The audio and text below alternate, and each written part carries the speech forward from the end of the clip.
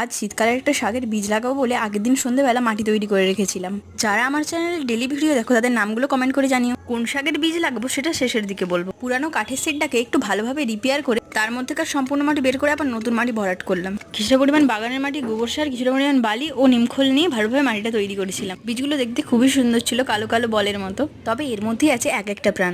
জল, আলো, বাতাসের সংস্পর্শে এলেই এরা নিজেদেরকে উন্মুক্ত করে আর ছড়িয়ে দেয় গাছের ডালপালাগুলোকে। বীজগুলোকে রোপণ করার জন্য লম্বা লম্বা কিছু লাইন বানিয়ে দিয়েছিলাম। এর মধ্যেকার গর্তগুলোতেই বীজগুলোকে আজ রোপণ করব। তোমরাও তোমাদের ছাদে এইভাবে কাঠের সেট বানিয়ে মাটি দিয়ে বীজ রোপণ করে ছাদের মধ্যে অর্গানিক শাক পেতে পারো, যেগুলোকে তোমরা প্রত্যেকদিন ধীরে ধীরে বেড়ে উঠতে দেখবে। কিন্তু একটু তো খারাপ লাগবেই যখন গাছের ডালগুলোকে কেটে আমরা খাদ্য হিসাবে গ্রহণ করব। তোমাদের সাথে কথা বলতে বলতে আমার গাছ লাগানো প্রায় শেষের পথে। এবার জল দিয়ে দিলেই গাছ লাগানো কমপ্লিট। আগের ভিডিওতে মিথিলা ইসলাম কমেন্ট করেছিল, দিদি তোমার বাড়ি কোথায়? আমার বাড়ি একটা সুন্দর গ্রামে। তোমাদের এতটা ভালোবাসায় আজ আমার 500টা সাবস্ক্রাইবার কমপ্লিট হচ্ছে। এভাবেই তোমরা আমার পাশে থেকো। আজ তাহলে আসি, ওকে বাই।